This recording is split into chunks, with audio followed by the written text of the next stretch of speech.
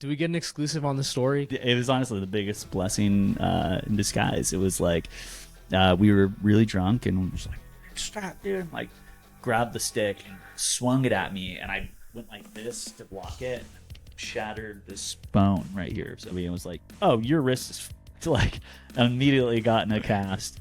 And you know, that's what kind of forced me to pick up a camera and like, and so I'm always thankful that he broke my wrist. Yeah. It was the best thing that ever happened. Hey, my name is Alec Cohen, and welcome to My First Film, the video podcast where we ask some of Hollywood's hottest directors how they made their first film. Today, I'm super excited to be joined by Francis Galluppi. He is literally one of Hollywood's hottest directors. This guy's amazing. He made his debut feature, The Last Stop in Yuma County, for under $1 million. His friend had to sell his house for Francis to make this movie. It's such an incredible story. I'm so excited to get into it. But what's even more exciting is Francis has two incredible projects coming up. One is a snow western that is being produced by Taylor Sheridan, the producer, creator of Yellowstone. The other is the new Evil Dead movie. Yes, I have an Evil Dead director sitting next to me. It's incredibly surreal, but I'm so excited to talk with Francis about his first film. Please stick around to the very end to hear a quick update on my first film, Petunia. Without further ado, here's Francis. I'm super excited to have Francis here. Thank you for joining me. Of course, man. Thanks for having me. Yeah. Of course. Tell me about, you're originally from LA? So I grew up sort of like in the suburbs, outside or far enough away from like, you know, the madness of LA. Totally. So, yeah. And then you were really into music, right? Yeah, I started a punk band with my brothers when I was like 9, and it was just, you know, playing backyard parties a few times a week, and like that was it. That was my whole life. When I was way younger, I would like recreate scenes from like, you know, Back to the Future or like whatever with my brothers, you know. But it was never like serious. It was just around and like in camera editing, you know, having a boombox nearby and pressing play. Like I never learned how to use any software. And then like in high school, my friend Scott and I, basically any project that we would have in school that we could like, versus doing, you know, a written essay or whatever, and we could do a video version of it, we would do that. I think like deep down I knew like this is what I really want to do, but I've been playing music my whole life, that like you can't just, you know, at almost 30 years old, like switch career paths. I went to college for music, and then I broke my wrist, and like, you know, kind of I had bought a T2i to do photography on tour, and I just made a short film around the house with my wife, and just got really addicted to like watching YouTube videos on like, you know, DIY filmmaking. Was there any part of your brain like during like going into undergrad or in your 20s where you were getting the filmmaking bug? So I had like 1 quarter left to finish. So Sam and I agreed to go back, but I remember the first day I came back, Sam was like, yeah, man, this time like we gotta take it here. And had this whole inspiring speech, and we still talk about this. And I kind of was like, yeah, dude, I don't give a about music anymore. I want to make movies. And he was like, what?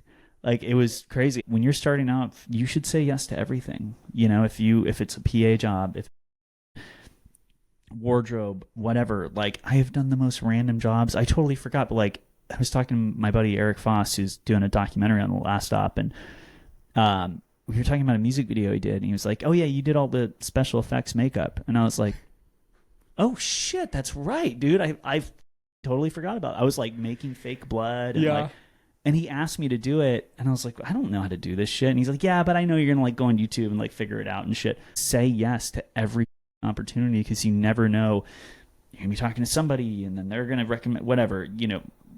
It's just how it works, dude. Like, you should know every department. You know, you want to have that shorthand with your HOD. You want to be able to like just communicate with them. That's how it works, dude. I mean, like, you find your people and you stick with them, you know. 100%. Like you work with the people that, like, you know, if you make a bad movie, they're still going to be your friends. Yeah. You know what I mean? Like, it's really good advice. And that's how you kind of separate, you know, and you find your people. You're like, I mean, dude, it's a miracle that any movie gets made, right? Yeah. Like, and, you know, I have a family, I have 2 kids, and it takes years of your life to make a film. So during this whole sort of decade leading up to you breaking your wrist, are you just doing music? Yes. And are you just doing punk bands, like touring around? Like, are you living in LA but you're hopping on the tour bus, or what did it look like? No, I'm in Doherty. No bus. Shitty van with no AC. Playing at the spaghetti factory. Yeah. No, this is not like the glamorous rock star life. This is like, 5 dudes packed in a van. Yeah, totally. And then did you meet your now wife during that time? No. We met when we were 14. Wow. Yeah. We met, and I failed biology, and met her in biology, and we've been together for over 20 years. Do you have any advice for couples like that, where it's like, look, it's not going to be easy, but you're going to see the other side of it? I get it. Like, when I was like 28 and I was like, hey, I want to be a director, like, that probably scared the shit out of her, and I don't blame her that she was probably like, my husband is a fucking idiot, like, it's crazy. Like, what we do is fucking crazy. Again, it's a miracle that shit gets made. So like, but yeah, I mean, like, she stood by me, and it's like paying off, but it's hard, dude. Yeah. Like, you kind of have to put your, like, see it from their perspective and be like, what the you didn't, like, just get a job, dude. But she obviously knows that, like, at the end of the day, being in a relationship is making sure that, like, your partner's happy, and, like, she knows that I would not be happy if I wasn't making movies. It's incredible. And she knows I wouldn't be happy if I was, like, stuck in a cubicle, because I did that for a long time. I wasn't happy. You know, I was doing that in between music, and, like, so she's like, I'd rather barely get by and you're happy versus you just, like, getting a normal job and being depressed. Yeah. You break your wrist. Yeah. Do we get an exclusive on the story? Can you tell us what happened? Yeah. So that guy I was talking about, Sotiris from Mount Joy. Yeah. He broke my wrist. What happened? No, it was honestly the biggest blessing in disguise. It was like, we were really drunk, and we went back to his apartment in LA, and there's these marching sticks called DC-10s, and they're like really thick oak drumsticks. And like, I smacked him in the kneecap, and he was like, fucking stop, dude, and like grabbed the stick and swung it at me, and I went like this to block it, and then he shattered this bone right here. So that's crazy. Yeah. And it was really funny too, because I woke up in the morning, I slept on his couch, and I woke up and I was like, oh my God, dude, my hand hurts so bad. He was like, you're being, didn't believe me. Yeah. And then like a week later, like, I think I played a couple shows with a broken wrist, and it was like, yeah, it was really bad. It was like purple and green and really thick. Yeah. And I'm really stubborn. Like, I just don't like going to the doctor. But my friend's dad is an orthopedic surgeon, and he's like, just talk to my dad. And his dad saw me and was like, oh, your wrist is fucked. Like, I immediately got in a cast. And that's what kind of forced me to pick up a camera. And like, and so I'm always thankful that he broke my wrist. Yeah. It was the best thing that ever happened to me. We've talked about like canon events on this podcast, and that's such a canon event. It's like, where would Francis be at right now if this guy didn't break your wrist? I have no idea. It's hard to imagine. In a gutter somewhere. So you're home, you're recovering, you have this T2I, which I love. I started on the T3I. Yeah. There you go. And what YouTube were you watching? Like, how are you teaching yourself? I got really into, it's funny, I think I first started getting into like DIY equipment. I was like, I built like a light out of a cake pan. Yeah. And so I started getting really into that. Like, oh, cool. I can make like a slate with like a clipboard, and like some wood, and like, so that's like the first, I started like building all my equipment. I was like, I made a boom pole out of like a painter's pole, and like wrapped it in gaff tape, and I was doing that whole thing. And I think Film Riot, was that? Yeah. So I used to watch Film Riot all the time. Like, I'm sure there was a bunch, but I remember Film Riot. I watched all that stuff, like Every Frame of Painting. Yeah. God, this has been so long. I haven't thought about these channels in forever, but like, because you learn it, like, it's just like school, right? Like you learn all this stuff, and then you go make something, forget everything. Yeah. Were you finding your style, or were you like watching Ozu and being like, I'm gonna put the camera down and not touch it? It was I watched a lot of Hitchcock. Yeah. Hitchcock got me, like, and you could probably see it in my movies, right? In my shorts, like, that was a huge influence. Yeah, I can't remember, man. You know, it was just, it's really just like dependent on the story, like whatever serves the story, right? I've never been like, hey, let's do this really cool thing so we can show off. Like, it's like, does it serve the story? If it doesn't, and Mac and I, we talk about that all the time. Like, if we went back to the first version of the shot list and the shot designers for Last Stop, there was a lot of cool stuff where it's like, oh, dude, we can put the camera on a lambda here, and, you know, it's this crazy thing. And then we have to, like, take a step back and we're like, yeah, it's really cool, but, like, what is it doing? Yeah. It's not serving the story, totally. You know? And we even amplified that sort of that idea when it was like, we thought we had $5 million to make the movie, and then realized we had, like, you know, under $1 million to make the movie. So it was like, cool, we don't have a Technicrane, we don't have this, we don't have that.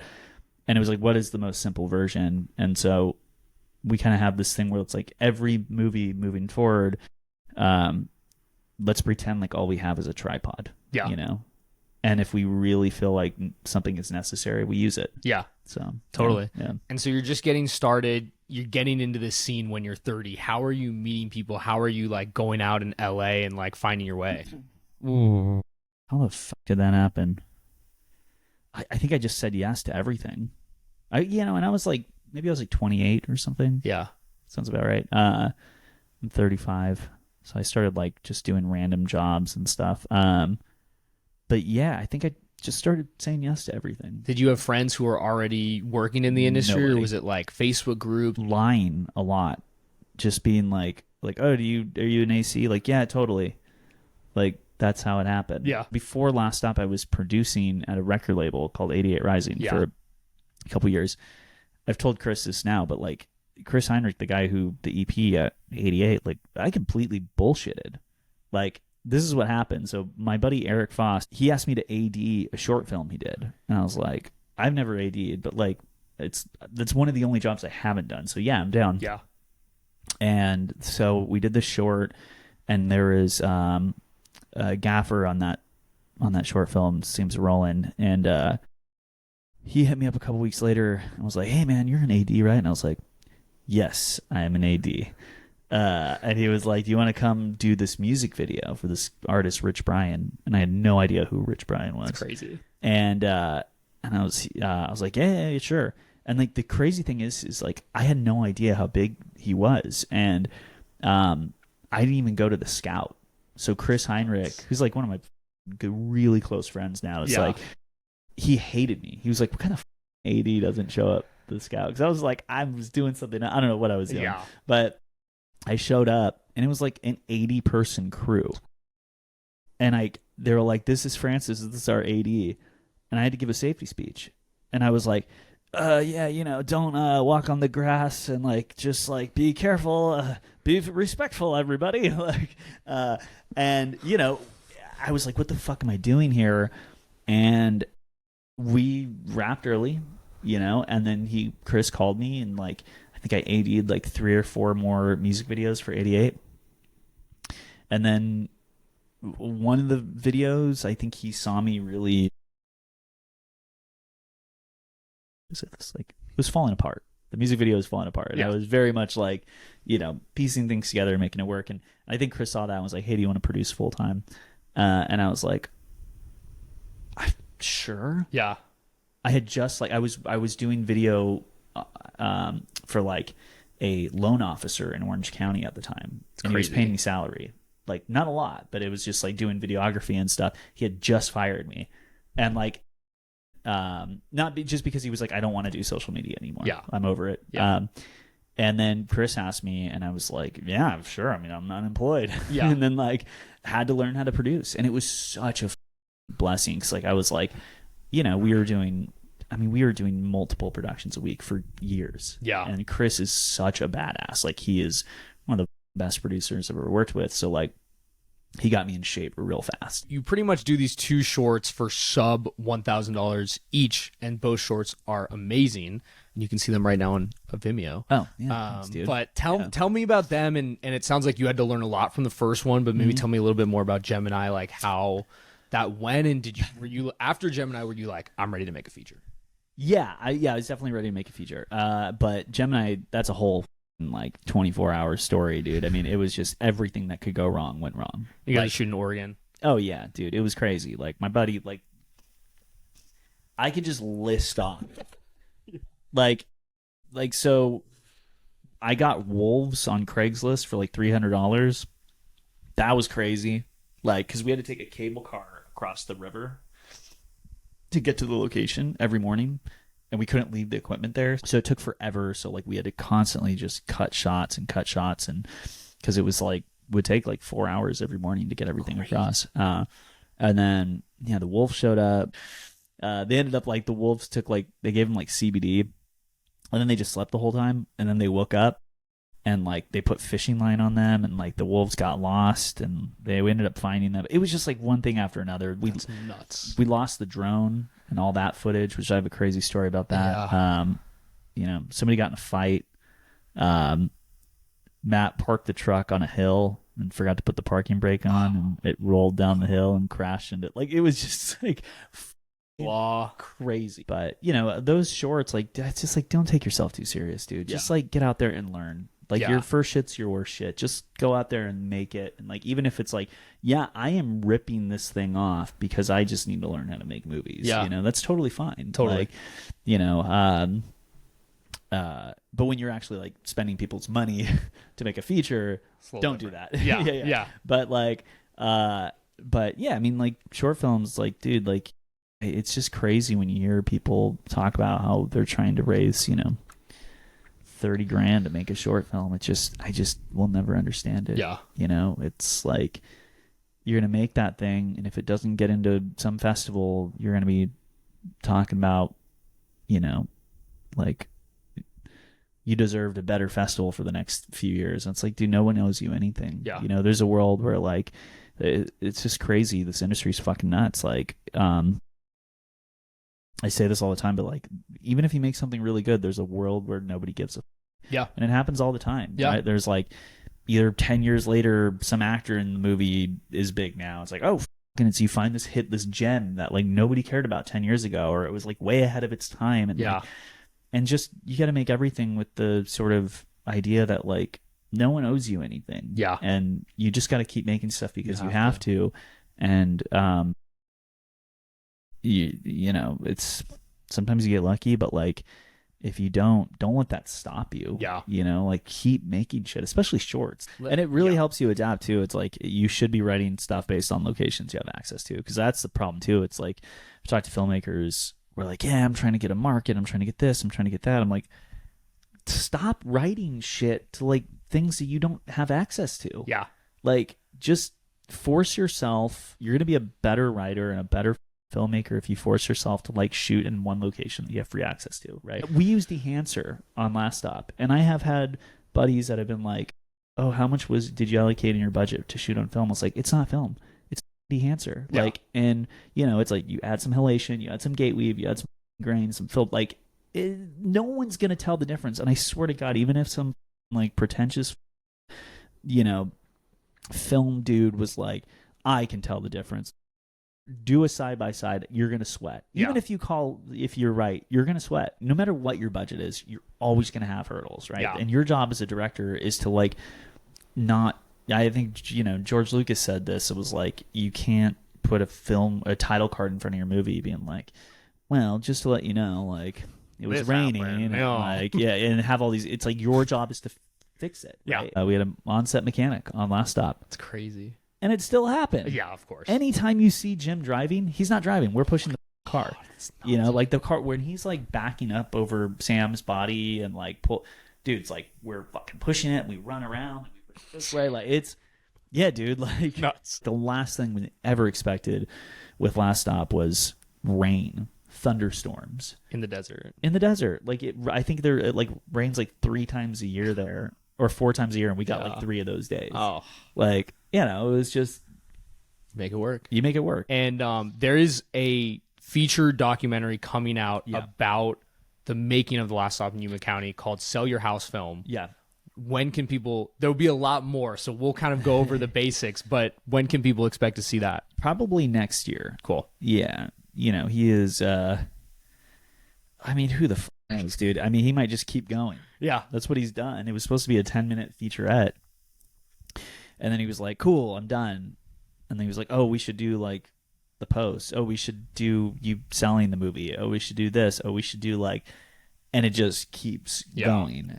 And like, I just watched a 3-hour cut, and it's just a weird thing. Let's get into like the seed of Yuma. Like, what was the first idea, and how is that processed? I think the seed was just the location. Yeah, I think. I actually just like I just went through my email, and it was like, I think in like October, I wrote like 8 pages of a story called like The Last Stop in Bishop County. Oh, that's crazy. And it was like something completely different. Yeah. And then by December 10th, I had a full script of Last Stop in Yuma County. Wow.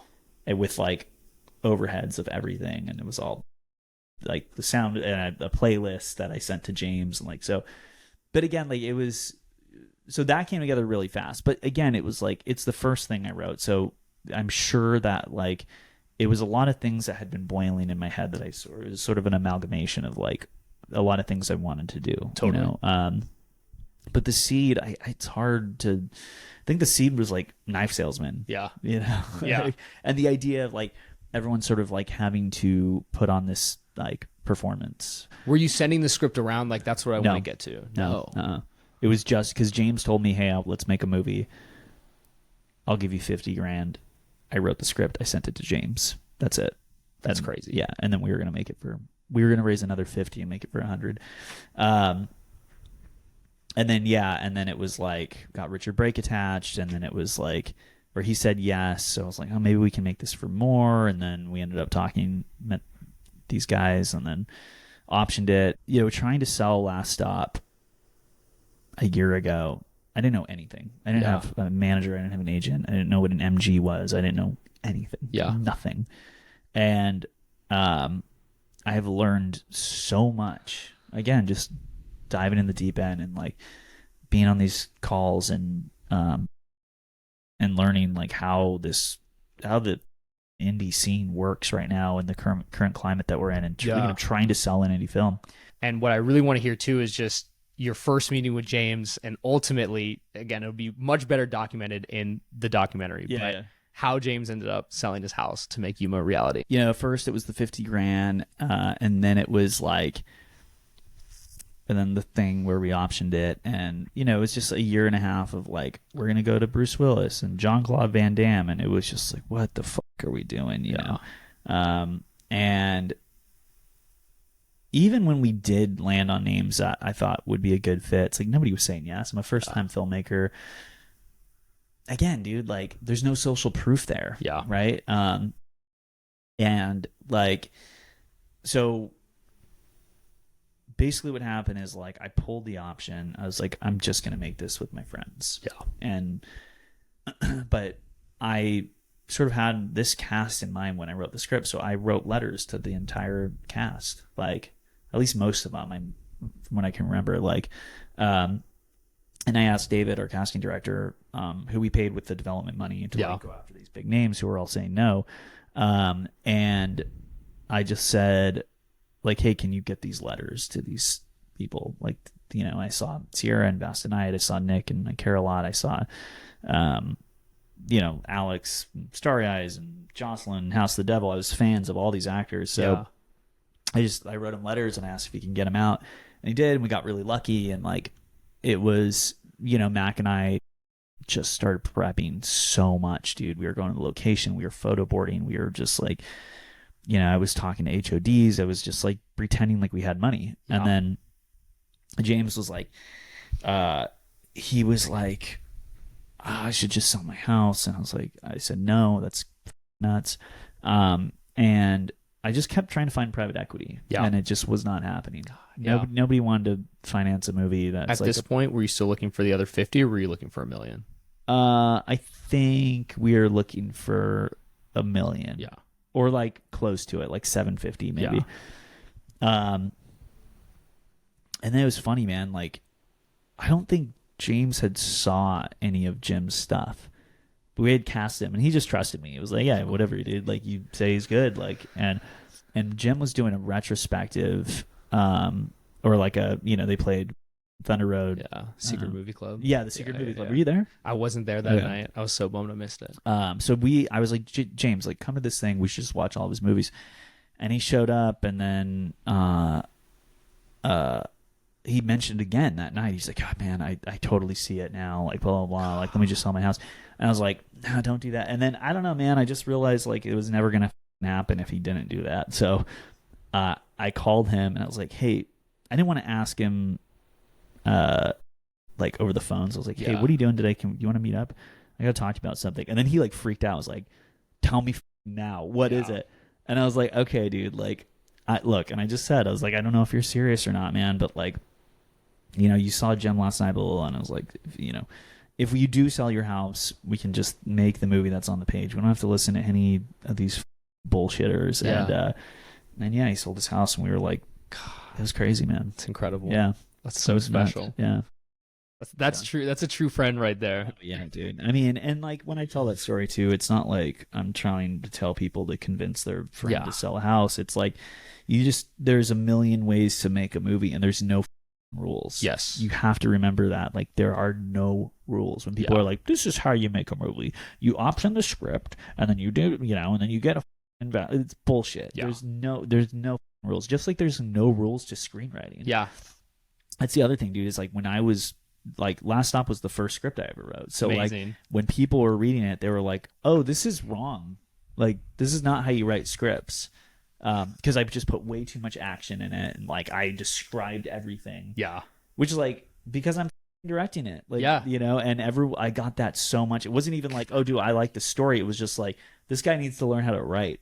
And it's like, it's such bullshit, dude. It's just such a crutch of there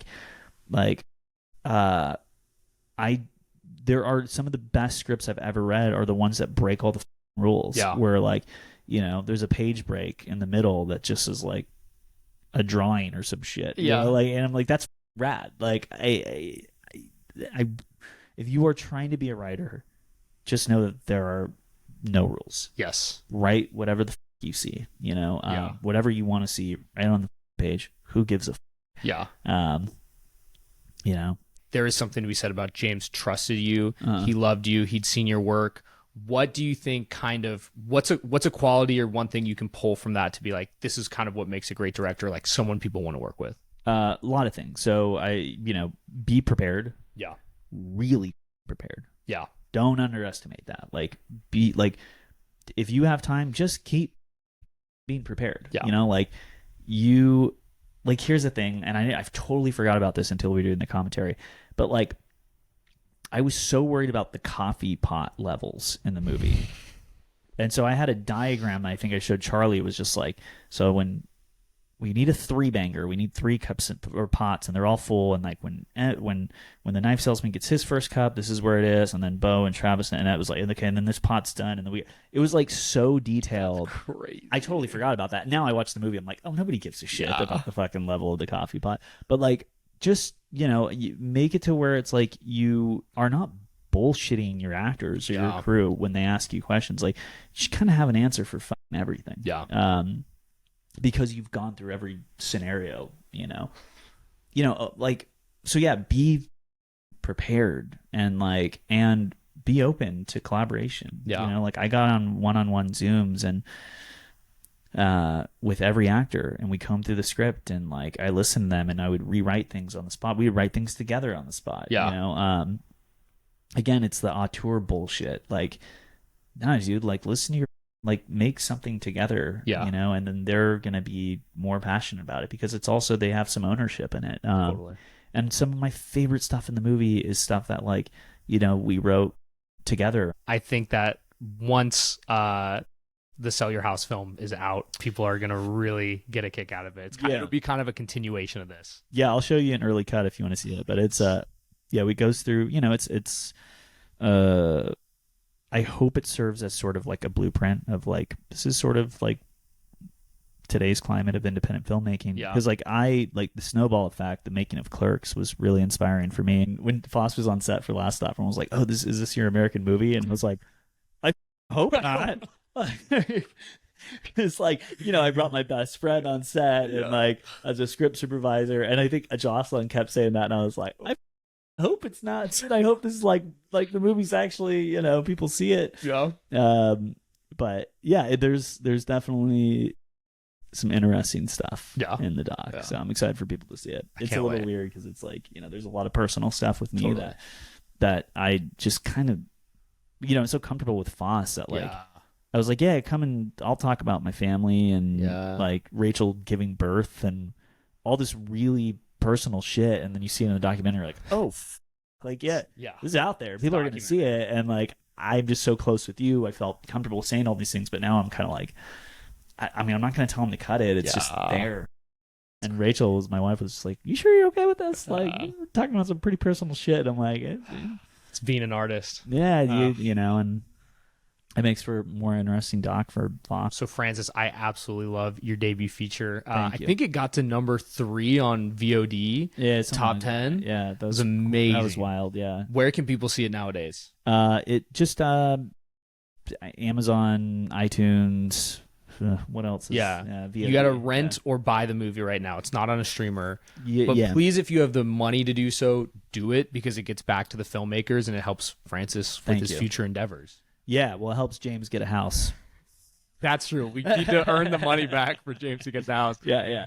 But yeah, we did sell to a streamer that should get announced pretty soon. So very exciting. Yeah. Very exciting. And you have some incredible projects coming up on your slate. Can you give the people a tease, a plug of what's to come? Yeah, I keep talking about a couple of them. We're doing Evil Dead is next. Some working on that right now, and then I'm doing a Western that I wrote around, I think right after I wrote Last Stop, I wrote this Western, and I'm doing that with Bosque Ranch, Taylor Sheridan's company. So dope. Yeah. Francis, I'm so excited for you. Thanks, the moment man. that you announced Evil Dead, I was like, dude, it could not have happened to a more deserving person. Thank you, dude. Because you were so talented. Thank you. If people want to find you and see what's next, where can they find you? Instagram, I guess. Just your name? Yeah, Francis Galluppi. Francis Galluppi. I think I have a Twitter too, or X or whatever the fuck. But I don't really. I just kind of repost there. I don't have a TikTok. You don't need it. Yeah. If you have the IMDb Pro, hit the little button. Oh, there you go. You guys are going to be really excited to see what's coming next. And dude, thanks so much for coming on and doing this. Dude, thanks for having me, man. That was super fun. Dude. We'll see you on my second film. Yes, there you go, dude. That was an amazing interview. Francis is incredible. He's so generous with his time. He's so honest. I love to hear his opinions on filmmaking. And this is really someone who just made a movie. He knows so much about the landscape, about the film festivals, everything. It's amazing to hear. And it's really demystifying, which I love. So on Petunia, I have a couple updates. I'm really just working through draft number 4 right now, just keeping my head down, getting back into that writing flow, keeping a couple other side projects afloat, but really focused on making sure this next draft is fantastic and getting ready to send it out to people, getting that deck cleaned up, and we will start fundraising very soon. So thank you guys so much for watching My First Film. Please follow us on socials at My First Film Pod and check out our website, myfirstfilmpod.com. Make sure to also check out provideocoalition.com for my full article on Francis and see tons of other filmmaking educational resources that are all for free. Gratitude to Kenny McMillan, Avery Pascal, Topher Hammond, and Mackenzie Malley for making this podcast a reality. We'll see you all in the next one.